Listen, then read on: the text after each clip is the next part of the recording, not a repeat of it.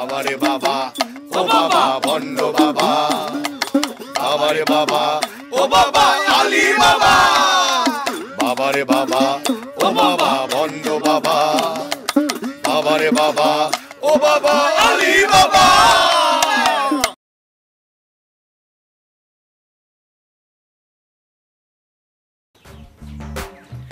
কাকা আপনাকে একটা ফেকাম মেরে দিই, বুঝলেন?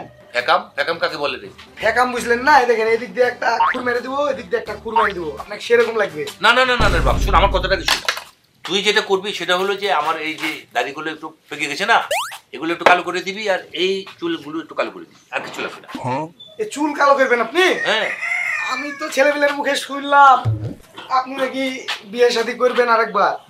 তো বিয়ে শাদী যখন করবেনই তখন হচ্ছে কি আপনার চুলটা আমি কালো করে দিই, বুঝলেন? ঢাকা থেকে যে একটা মেডিসিন নিয়ে এসেছি, দিলে আপনার চখাম কালো লাগবে চুল, আপনার চুলে কোনো সাদাই থাকবে না গো। আচ্ছা শুন, আগে আমি জানতে চাই যে ওই কি বললি জানি, কি ঢাকা থেকে মেডিসিন মেডিসিন ওষুধ। আচ্ছা সেটার দাম কত কত নিবি তুই এটা? এই সবার কাছ থেকে তো মনে করেন যে 7,000 লিছি, আপনি 5,000 দিয়েন, প্যাকেজে সব করে দিব নি আপনাকে। কি বলিস 5,000 মানে?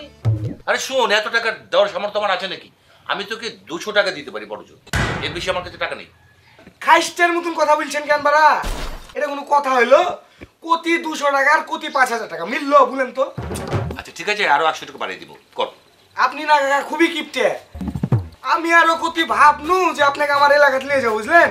আমার এলাকাতে যে পঞ্চবটি আছে, বিকেল বেলাতে আপনি যদি ডাইল খান, ডাইল খেয়ে আমার বন্ধুদের সাথে একটা মোটরসাইকেলে চক্কর দেন, আপনার মাথা পুরো ঘুরে যাবে, বুঝলেন? তারপরে ভেরি পাড়াতে নিয়ে যাবো আপনাকে। ভেরি পাড়াতে তো খালি কচি কচি মাল কাকা, সেই মাল আপনার দেখলে সেই লাগবে। আর গুড়ি পাড়ার দিকে আপনার একটা ব্যবসা দাঁড় করাই দিব, পুকুরার ব্যবসা, বুঝলেন? আমার সব বন্ধু বান্ধবরা ওই ব্যবসা করছে, কোটিপতি হয়ে যাচ্ছে। আচ্ছা শোন, যে কচি কচি মেয়েদের কথা যে বললি, ওরা আমাকে পছন্দ করবে তো? করবে না মানে? ভাই রাজশাহীর বাইরে বাঘাট থেকে শুরু করে পুরো রাজশাহী শহর আমি তামা তামা করে ফেলি। কি বলছেন না বলছেন, আপনি আমাকে এখনো পাইতে পারেননি, আমি যে কি জিনিস এখনো বুঝতেই পারেননি। আচ্ছা শোন, তাহলে তুই ভালো করে করে দে। আচ্ছা করে দিছি, চুপ করে বসে থাকবেন, হ্যাঁ লড়বেন না খো, না লড়লে কিন্তু ঠিকঠাক হবে না। তাহলে কাকা চুলে তোমার কালারটা লাগানোর আগে এই টাকার ফয়সালাটা একদম ক্লিয়ার করে দাও। তাহলে কত দিবা বলছো? 300 দিব।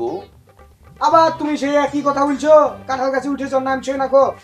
ওই তুমি তাহলে একটু প্যাকেজ একটু বাড়ায় না দিলে তো আমি করতে পারবো না কালারটা। 300 টাকার কালারে কি তোমাকে ভেরি বানার মেয়েরা পাত্তা দিবে নাকি? অত সুজা উইনে গেছো নাকি রাজশাহীর মেয়েদেরকে? আমি তো এর বেশি দিতে পারবো না, তুই কমিয়ে ধরে ধরে একটা প্যাকেজে রেখে দে। তাইলে আর কোনো কথাই বললো না খো কাকা, তোমাকে আমি 800 টাকাতে চরম একটা ঝাঁকানাকা একটা ফ্যাশন মাইরে দিছি। একটু কাজ আছে, লুক করে বসো। সাহেব আলী, মাথা মেসেজ করে দে, খুব মাথা ধরেছে, তাড়াতাড়ি কর। এ ভাই একটু দাঁড়াও না খো, হাতে কাস্টমার আছে, তোমারটা একটু পরে করছি। এই যে সিরিয়াল আছে, সিরিয়ালে বসো ভাই। দাঁড়াবো মানে? এই হরিকাকের অন্য দোকানে পাঠা, আমার কাজ কর।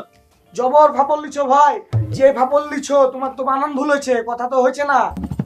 আর আমার কাস্টমার একে যদি আমি অন্য দোকানে পাঠাই আমার ব্যবসা লস হবে না? এই কিসের লস হবে? হরিকাকা তোর কয় টাকা দেবে? 100 টাকা, আর আমি দেবো তোর 500 টাকা।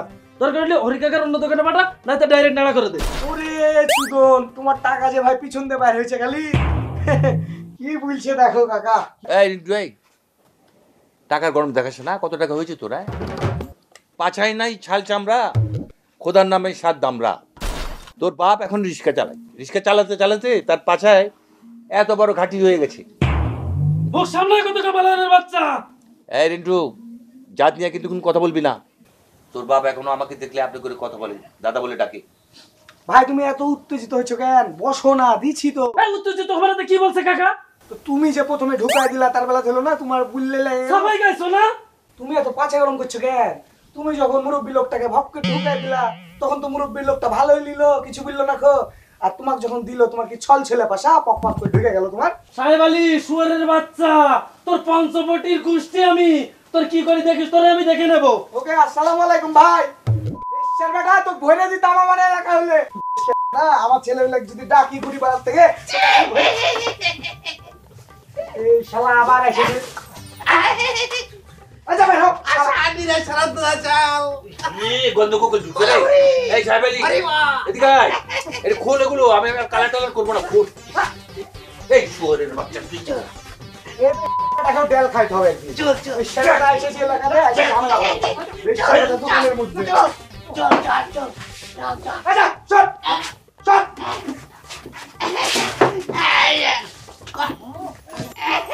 রে শালা আমার তো মেজাজ খারাপ হয়ে গেছে। এই বসি না, উঠ শালা উঠ, আবে উঠ শালা। উঠ কি মানে নিকেছে না রাখি শালা, তো নারাই করে দেবো আজকে তোর মতন পাগল ঠাপায়ে, তারপরে এখানে এসেছি।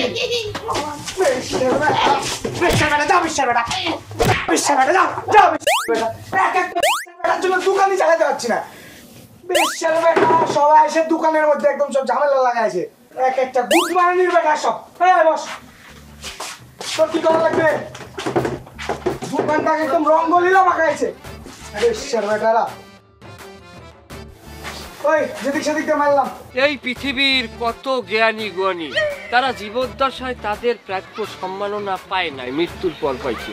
এই কারণে আমিও নিজের উপরে নিজে অতটা আফসোস করি না, কারণ আফসোস করে রইবে কি, আমার মতো একটা নম্র ভদ্র সভ্য সুষ্ঠু পোলা জীবনে তার প্রাপ্য মূল্য পাইল না। তোমাদের মতো যারা, সরি তুমিও দেখো আমার ঠিক মতো মূল্যায়ন করো না।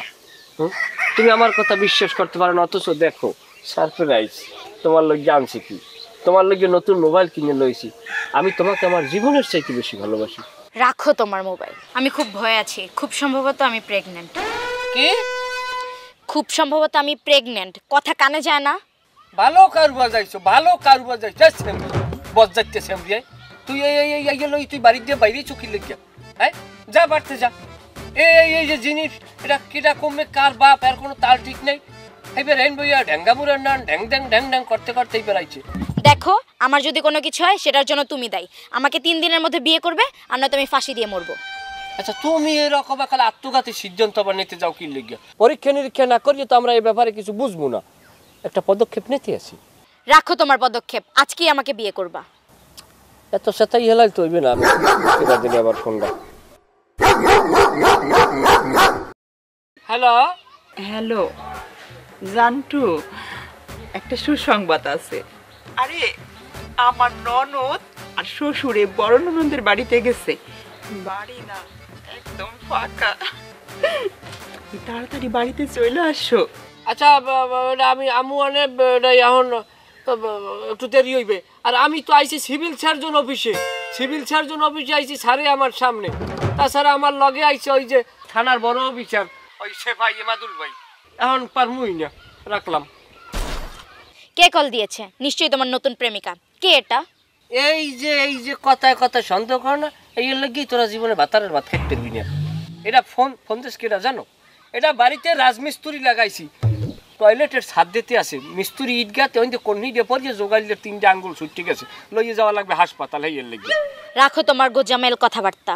তুমি যদি 3 দিনের মধ্যে আমাকে বিয়ে না করো, তাহলে তোমার বাড়িতে গিয়ে উঠবো, আর নয়তো গলায় দড়ি দিয়ে মরে যাবো। অযথা তুমি এই ফাঁসির দড়ি টাইপের নষ্ট করবা কি লেগে? তার চাইতে দড়ি দিয়ে আমরা ছাগল কিনে ছাগল পালবো, কোনো সমস্যা আছে? হলো মরামরির দরকার নাই। আমি যখন প্রতিশ্রুতি দিয়েছি বিয়ে আমি করবো, মানে কোনো ডিস্টার্ব নাই। এখন রোগীদের লই আমার যাওয়া লাগবে, আমি যাই। ও ভালো কথা, এটা রাখবে না? না। আচ্ছা, না রাখো ভালো হয়েছে, এটা দেওয়া নিয়ে আনি যাবে।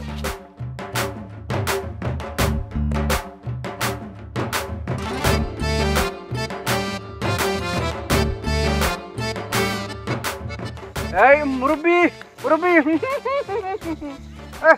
মুরব্বি এদিকে এসো।